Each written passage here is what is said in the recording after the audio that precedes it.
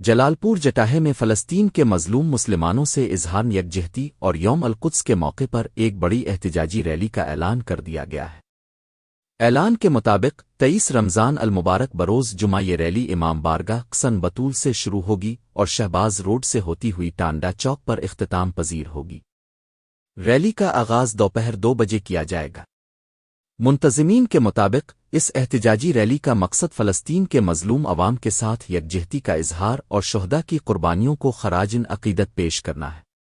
Rally میں شہریوں، نوجوانوں اور مختلف مکاتن فکر سے تعلق رکھنے والے افراد کی بڑی تعداد کی شرکت متوقع ہے۔ ریلی کی قیادت میں نمایاں شخصیات شامل ہوں گی، جن میں سابق چیئرمین ذکو committee Syed Abu Al-Hassan Shah, vice chairman press club Javed Akhtar Ansari اور سالار اسداد گروپ سید محسن علی شامل ہیں۔ منتظمین نے عوام سے اپیل کی ہے کہ وہ زیادہ سے زیادہ تعداد میں شرکت کر کے فلسطینی عوام کے ساتھ یکجہتی کا اظہار کریں۔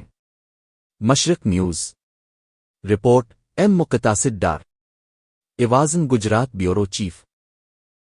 مزید خبروں اور ویڈیوز کے لیے مشرق میڈیا گروپ کو یوٹیوب پر فالو کریں۔